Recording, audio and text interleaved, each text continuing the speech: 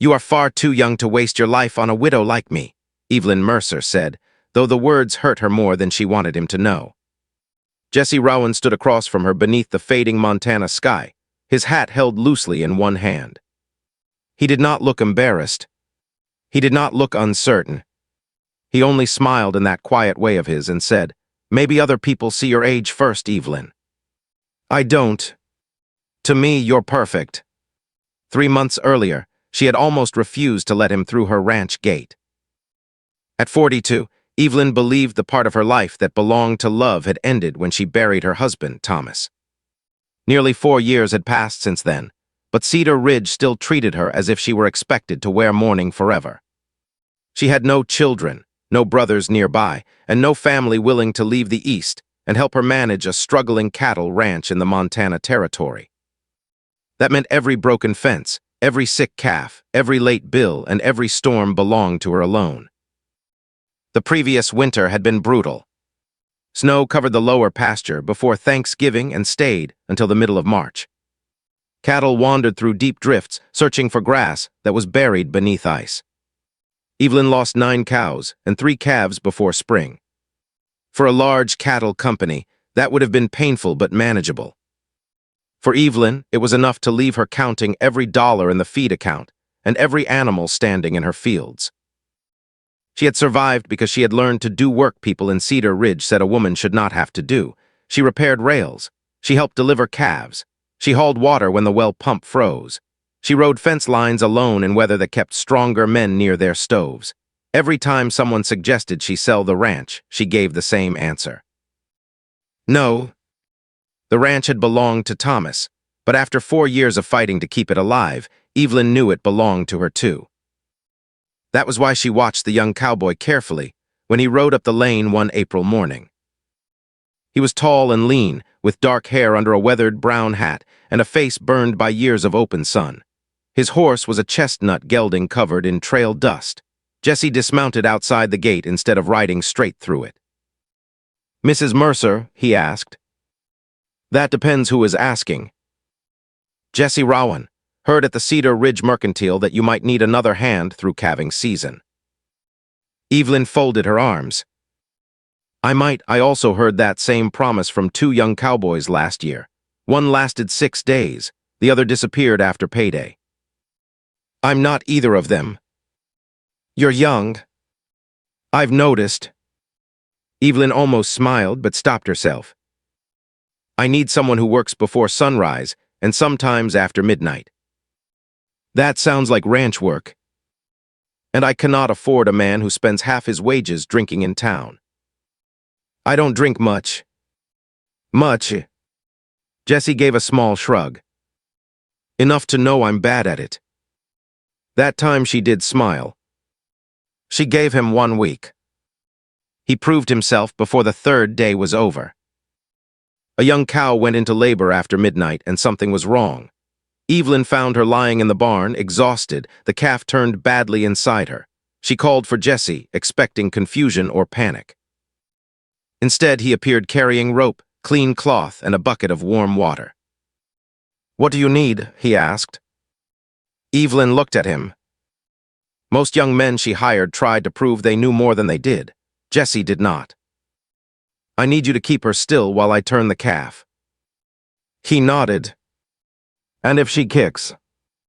"Then I hold tighter." For almost 2 hours they worked in the cold barn. The cow struggled. Jesse was thrown against the stall once and nearly kicked another time, but he stayed exactly where Evelyn told him. He did not complain. He did not ask when it would end. Finally, the calf slipped free.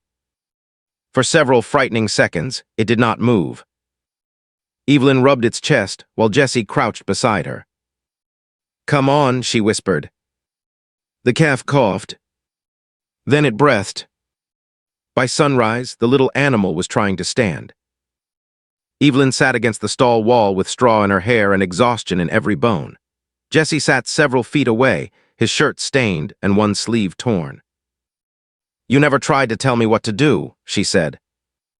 Jesse looked toward the calf. "It's your ranch. That has not stopped other men.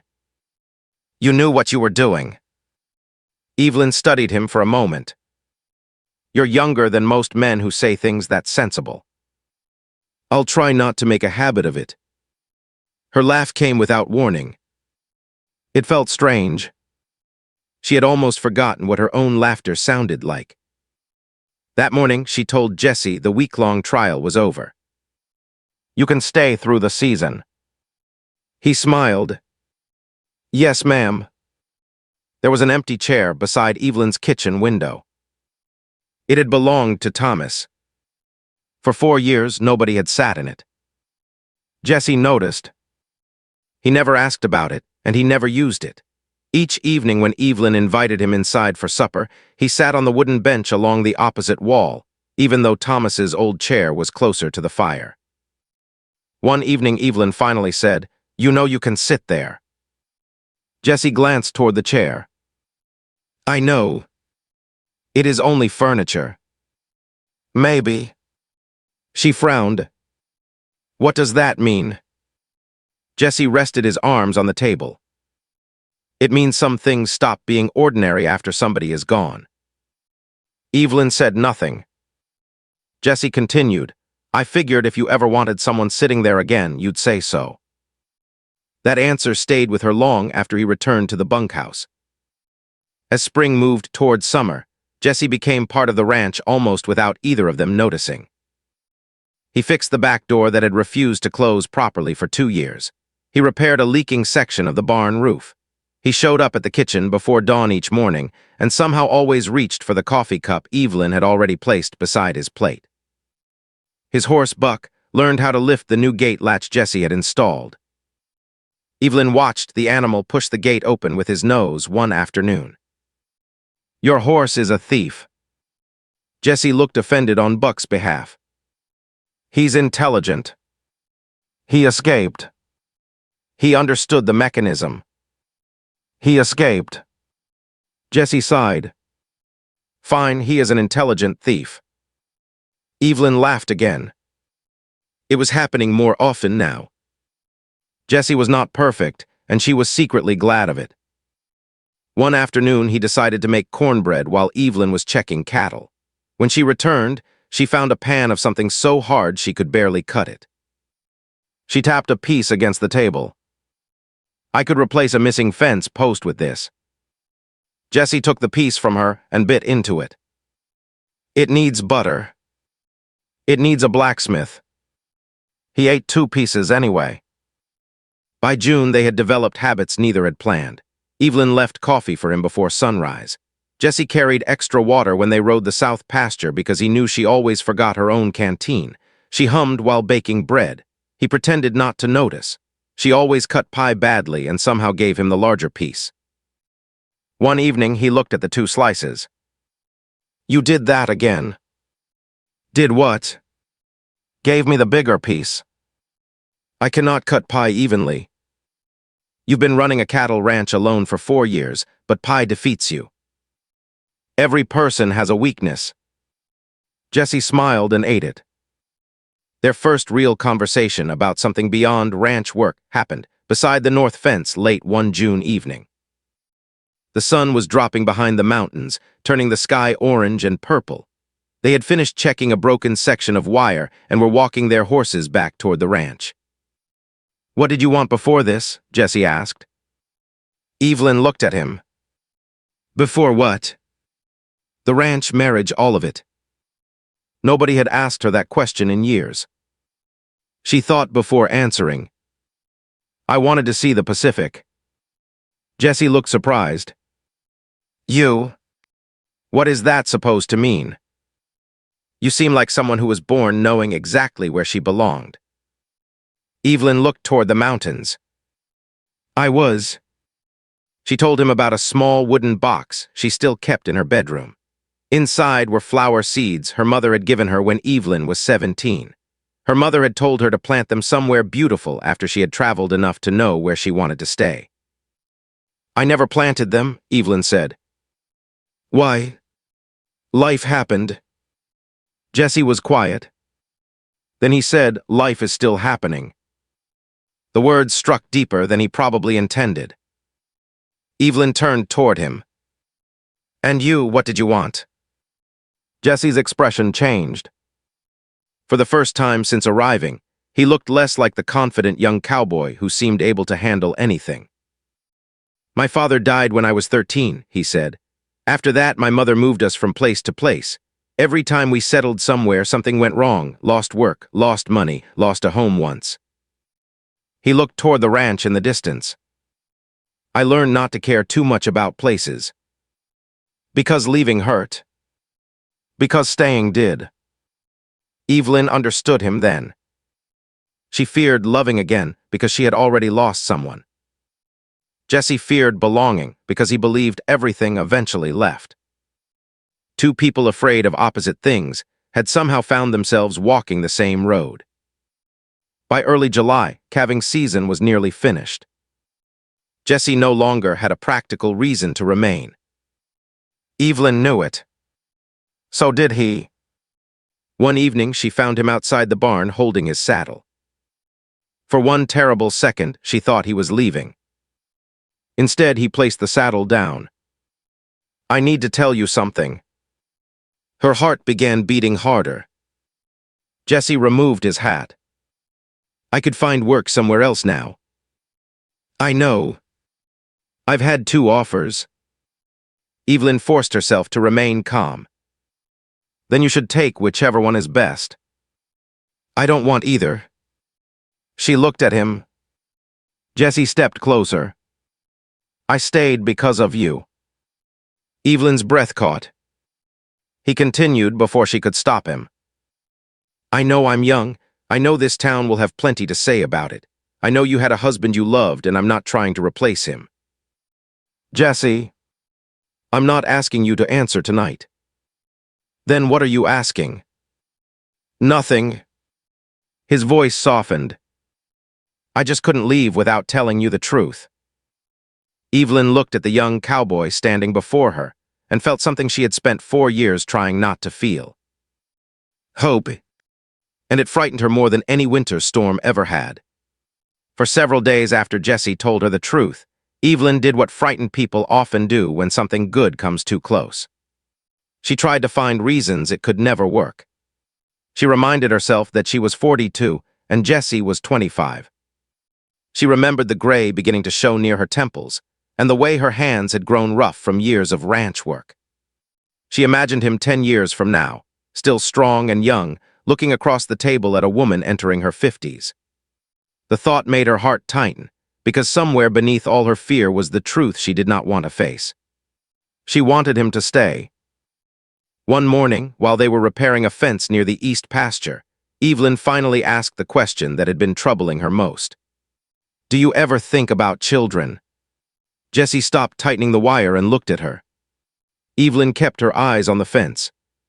You are young enough to have a family. Your own land.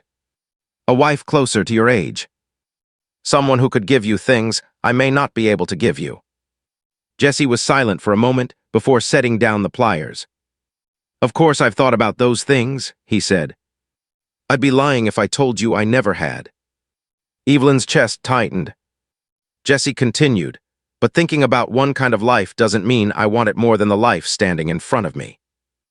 Evelyn finally looked at him. You cannot know what you will want 10 years from now. Jesse nodded. Neither can you. Seems unfair to destroy something today because we're afraid of what tomorrow might decide. His answer did not make things easier. It made them harder because it sounded reasonable, and Evelyn had been hoping for something foolish enough to reject. For the next 3 days, she kept her distance. She stopped leaving his coffee on the table before sunrise. She ate supper alone and told Jesse there was no reason for him to come inside after work. Their conversations became short and practical. Cattle, fence posts, feed, weather. Jesse understood exactly what she was doing, but he did not fight her. He never cornered her or demanded an answer. He worked from dawn until evening and returned quietly to the bunkhouse when the day was finished. On the 3rd evening, Evelyn stood in the kitchen holding 2 coffee cups before realizing what she had done. One was hers. The other was Jesse's. She stared at them for a long moment. The house felt different without him sitting across from her. Too still. Too empty. She had spent 4 years telling herself she had become used to loneliness. Now she understood something painful. She had not become used to it. She had simply stopped expecting anything else. She found Jesse in the barn repairing a saddle strap. He looked up when she entered but said nothing. Evelyn walked toward him. "I have been unfair." Jesse set the strap down. "You've been scared. That does not excuse it." "No." She almost smiled. "You could make this easier by pretending I'm always right." "I could. But you won't." "No, ma'am." She stepped closer until only a few feet remained between them. "I still think you're too young." "I know." "I still think one day you may regret this." "I know. And I'm terrified that if I let myself care for you, I'll lose you." That finally changed his expression. Jesse stood and crossed the last distance slowly, giving her every chance to move away. "I can't promise you nothing bad will ever happen," he said. "I can only promise I won't leave because somebody in town thinks I should." Evelyn looked into his eyes. Then Jesse kissed her. It was gentle, almost cautious, and somehow that made it harder for Evelyn to hide from what she felt. For the first time since Thomas died, she allowed herself to believe that loving someone new did not mean she had stopped loving the man she had buried. The following Saturday, Evelyn and Jesse rode into Cedar Ridge together for supplies. They thought they were being ordinary. The town did not. People noticed Jesse carrying sacks of flour to Evelyn's wagon. They noticed Evelyn laughing when he said something near the mercantile. They noticed the way Jesse rested his hand lightly against her back as she stepped around a muddy patch in the road. Most said nothing, but Silas Crowley noticed everything. Crowley owned the largest cattle spread in that part of the territory. His land stretched across thousands of acres south of Cedar Ridge, and his herds were nearly 4 times the size of Evelyn's. For years, he had wanted the upper section of the Mercer ranch. The reason was water. A spring ran through Evelyn's northern pasture, cold and reliable even through dry summers. Crowley's own streams had weakened after several poor seasons, and as his herds grew, so did his need for water. Before Thomas died, Crowley had offered to buy part of the ranch. Thomas refused. Crowley never forgot it. After Thomas's death, he became certain Evelyn would eventually fail. Every hard winter, every lost animal, every late feed payment brought him closer to what he believed was inevitable. A widow could not hold that ranch forever. Then Jesse arrived. Within months, the fences were stronger, more calves survived, and Evelyn had someone capable enough to help her rebuild instead of slowly losing ground. Crowley did not like that. A few days after Evelyn and Jesse rode into town together, the whispers began. Some people said Jesse was using Evelyn for her land. Others said Evelyn was foolish for chasing a man young enough to be her son. At church that Sunday, Evelyn felt people looking at her. Mrs. Margaret Doyle, her nearest neighbor and a widow herself, deliberately sat beside her. "Don't you dare lower your head," Margaret whispered. Evelyn glanced at her. "People are talking." "People talk because silence frightens them." Evelyn almost laughed. Margaret squeezed her hand. "I buried one husband and spent 12 years listening to married women tell me how a widow should behave. None of them came to fix my roof. Not everyone was as kind." Mrs. Whitmore, who once brought Evelyn stew after Thomas died, barely acknowledged her outside the mercantile. Then Crowley approached Evelyn at the feed store. He waited until Jesse was outside loading grain. "You're making things difficult for yourself," Crowley said. Evelyn looked at him coldly. "I don't remember asking your advice. You should sell the upper pasture." "No. This ranch barely survived last winter." "It survived because you hired a boy." Evelyn's eyes hardened. "His name is Jesse." Crowley smiled without warmth. People are already talking about you too. Sell now, take a fair price. Start somewhere else before this valley decides what kind of woman you've become. For a second, shame struck her. Then anger replaced it. Evelyn stepped closer. This valley had no trouble with my loneliness when it thought loneliness would make me weak enough to sell. Crowley's smile disappeared. You should think carefully. I have. That evening, Evelyn told Jesse everything. She expected anger. Instead, Jesse listened. When she finished, Evelyn took his hand. I almost sent you away because I was afraid of what people would say. Jesse said nothing. I won't do that again. His fingers closed around hers. They stood beside the barn until the sun disappeared behind the mountains. But Crowley was not finished. The following Sunday, after church service, he stood near the back doors while families gathered their coats. He raised his voice loud enough for everyone to hear. Seems Cedar Ridge ought to consider what kind of example we're allowing here. A widow twice the age of the young man living on her property. The church fell silent. Jesse went still beside Evelyn. Evelyn felt heat rise through her face. For one moment, she wanted to leave. Then she remembered every winter she had survived alone. She turned. My husband has been dead 4 years, Mr. Crowley. Nobody moved. I kept his ranch alive through every one of those years. Crowley folded his arms. That isn't the issue. It is exactly the issue. You never complained about my loneliness when you thought it would force me to sell you my land. A murmur moved through the church. Evelyn's voice shook, but she did not stop. I loved my husband. Part of me always will. But I am 42 years old, Mr. Crowley. I am alive. I am not buried beside Thomas, and I will not behave as if I am simply because that would make you comfortable. Reverend Samuel Hart stepped forward. That is enough, he said. Crowley looked toward him. This is between Mrs. Mercer and me. Then discuss it somewhere else. This is a church, not your cattle office. Crowley's jaw tightened. He turned back toward Evelyn. You may want to check who owns your ranch note before the week is over. Evelyn's blood went cold. Crowley walked out. That afternoon, a letter arrived. Silas Crowley had purchased the remaining ranch debt from the Cedar Ridge Bank. He claimed Evelyn had missed a spring payment. He was demanding the full balance. Evelyn sat at the kitchen table staring at the paper. If he can do this, I lose everything. Jesse took the letter. He read it once. Then again. No, he said. Evelyn looked up. What? He can't. Jesse pulled the old ranch agreement toward him. The contract says 2 missed payments before the full balance can be demanded. Evelyn leaned closer. And?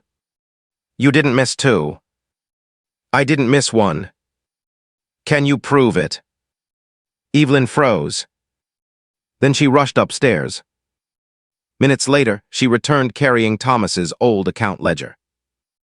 Together, they searched through years of receipts until Evelyn found a small folded paper. The bank receipt. The payment had been made 3 days early. Jesse stared at it. Then at the contract. There's more, he said. He has to give you 30 days written notice before he can demand anything. Evelyn looked at Crowley's letter. He gave me 8. For the first time since opening the envelope, hope returned. Evelyn studied Jesse. How do you know so much about contracts? His face changed. My father trusted the wrong man when I was young, he said quietly. After he died, that man took almost everything from my mother because my father had trusted a handshake instead of paper. I was 13. I watched strangers carry furniture out of our home. Evelyn reached across the table and placed her hand over his. Jesse looked down at it. I promised myself I'd learn how men like that worked.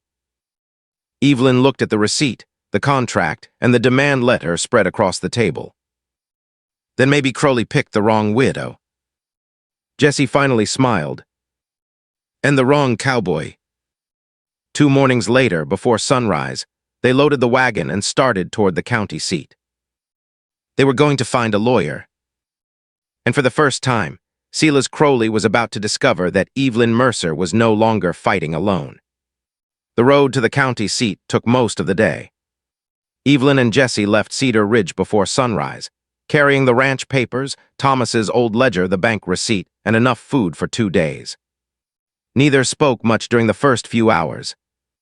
The wagon rolled through open country, while the mountains slowly turned gold behind them. Evelyn kept thinking about the ranch she had fought to save for 4 years, and how easily one dishonest claim might still take it from her. Near midday, she finally broke the silence. "If this goes badly, you don't have to stay." Jesse kept his eyes on the road. "I know. I mean it. If Crowley takes the ranch, there will be nothing here for you." Jesse looked at her. "Is that what you think keeps me here?" Evelyn lowered her eyes. "You are 25. You could find work anywhere." "I probably could. You could have your own ranch one day." "Maybe. You could start over."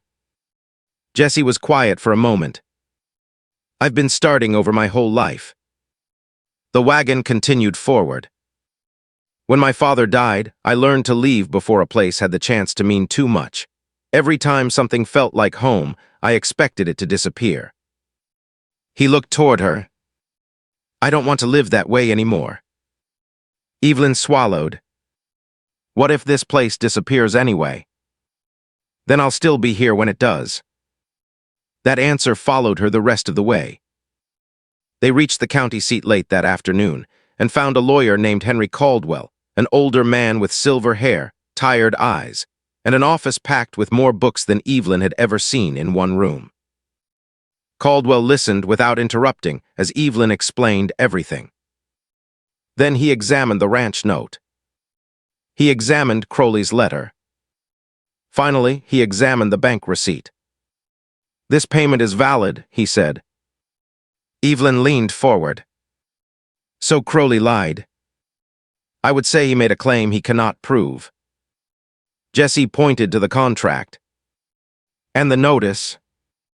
Caldwell nodded. "You are correct, 30 days are required. Mr. Crowley gave 8. Evelyn stared at him. "Can he take the ranch?" "Not under this demand." For several seconds, she could not speak. Caldwell continued. "He owns the debt now, so you still owe the remaining balance according to the original schedule. But he cannot simply invent a missed payment and take your property." Evelyn closed her eyes. 4 years of exhaustion seemed to leave her body at once. Jesse's hand found hers beneath the table. Caldwell prepared a formal response that afternoon. By the next morning, the letter was on its way to Silas Crowley. It stated plainly that Evelyn had not defaulted, that the required notice had not been given, and that any attempt to seize the ranch would be challenged immediately. Crowley never answered. But when Evelyn and Jesse returned to Cedar Ridge 2 days later, everyone already seemed to know. Small towns had a way of carrying news faster than horses.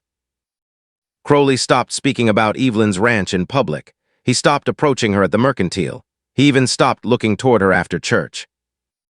The ranch was safe. For now. Cedar Ridge took longer to change. There were still whispers when Evelyn and Jesse walked together. Some people still looked at them too long. Others suddenly became interested in the floor whenever they passed. Evelyn discovered she cared less each week. She had spent too many years surviving real hardships to be destroyed by whispers. Then one October afternoon, someone knocked on her door. Evelyn opened it and found Mrs. Whitmore standing on the porch holding a jar of peach preserves. The older woman looked uncomfortable. "I owe you an apology." Evelyn said nothing. Mrs. Whitmore looked down at the jar. "When Thomas died, I sat in this house with you. I told you that you weren't alone." Evelyn remembered. "You did." And then the moment you decided you didn't want to be alone forever, I judged you for it. The words were difficult for her. I listened to Crowley because he was wealthy and certain, and I let that certainty do my thinking. Evelyn looked at her for a long moment. I was hurt. I know. Mrs. Whitmore held out the preserves. I don't expect one jar to fix anything. It won't. The woman nodded. But you can come inside for coffee. Mrs. Whitmore looked surprised. Then she smiled. It was not forgiveness all at once, but it was a beginning. By the first snowfall, Cedar Ridge had mostly returned to normal. Margaret Doyle still sat beside Evelyn at church. Reverend Hart greeted Jesse without hesitation. Even some of the people who had whispered that summer began treating them with ordinary kindness. Not everyone approved. Evelyn no longer needed everyone to. Then another test came. A rancher near Fort Benton offered Jesse a foreman's position. The wage was nearly twice what Evelyn could pay. It came with his own cabin and the promise that after several years, he might earn a small share in the herd. Jesse placed the letter on Evelyn's kitchen table. She read it twice. This is a good offer. It is. You should consider it. I did. Evelyn's heart sank, though she forced herself not to show it. And I turned it down. Her eyes rose sharply. Jesse, I already answered him. You should not throw away your future because of me. Jesse leaned forward. I'm not throwing it away. You could build something of your own. I am. Evelyn became quiet. Jesse looked toward Thomas's empty chair by the window. I spent years thinking freedom meant having nothing that could hold me anywhere. He turned back to her. Turns out that was just another kind of loneliness. Evelyn's eyes filled, but she refused to cry. Jesse smiled. I told that rancher I had already found where I wanted to stay. Winter arrived early that year. By December, snow covered the pasture and piled against the barn walls. One evening, Evelyn and Jesse were stacking hay, while their breath showed white in the cold air. Jesse put down the final bale. I turned 26 last month. Evelyn stared at him. You never told me. Didn't seem important. It was your birthday. I survived it. You are impossible. Jesse smiled. Then his expression changed. I thought I should mention it before asking you something. Evelyn became very still. He stepped closer. I know you think I'm too young. You are. I know you worry about what happens 10 years from now. I do. I know people will always have opinions. They will. Jesse reached for her hand. But none of those things have changed my mind. Evelyn looked at their hands together. I'll be 43 next month. I can count. Despite herself, she laughed. Jesse continued. I don't know what our life will look like in 20 years. I don't know what winter will come next or what problems this ranch will give us. His voice softened. But I know where I want to face them. He reached into his coat pocket. Evelyn's breath caught. Evelyn Mercer, will you marry me? She thought about Thomas. She thought about the years after his death, when she believed loving again would somehow betray him. Then she looked at Jesse and understood that the heart did not erase one love to make room for another. Yes. Jesse blinked. Evelyn smiled through tears. Yes, before you make a longer speech and freeze us both to death. He laughed and pulled her into his arms. They married the following spring on the ranch. It was a small ceremony. Margaret Doyle sat in the front row. Mrs. Whitmore brought a wedding cake she had baked herself. Reverend Hart stood on the new porch Jesse had built after the winter thaw. The porch was wide enough for 2 chairs. Silas Crowley did not attend. But 3 days before the wedding, A wagon arrived carrying a stack of good lumber from his ranch. There was no note. No apology. Only lumber. Evelyn looked at it for a long time. "Think that means he's sorry?" Jesse asked. "No. What does it mean?" "That's probably as close as Silas Crowley knows how to get." They used the lumber to finish the porch. That evening after the wedding, Evelyn stood in the kitchen and looked toward Thomas's old chair. Jesse still had never sat in it. She touched the back of it. "You can sit there now." Jesse looked at her carefully. "You sure?" "Yes." He sat. Nothing terrible happened. Thomas was not forgotten. The past did not disappear. There was simply room now for the present beside it. 2 years later, Evelyn made the final payment on the ranch debt. The receipt arrived on an ordinary Tuesday. She read it 3 times before placing it inside Thomas's old ledger. "Paid in full," she whispered. Jesse stood behind her. "Feels good." Evelyn smiled. "Better than good." That evening they sat together on the porch while the mountains turned purple beneath the sunset. Evelyn suddenly went inside. When she returned, she carried a small wooden box. Jesse recognized it immediately. "The flower seeds." She nodded. "They're probably too old." "Maybe. I was supposed to plant them after I traveled somewhere beautiful." Jesse looked across their ranch. Cattle moved slowly through the grass. The barn glowed orange in the evening light. Beyond it, the mountains rose against the sky. "Maybe you traveled far enough." Evelyn smiled. The next morning, she planted the seeds beside the porch. Weeks passed. Then small green shoots appeared. By summer, flowers covered the rail.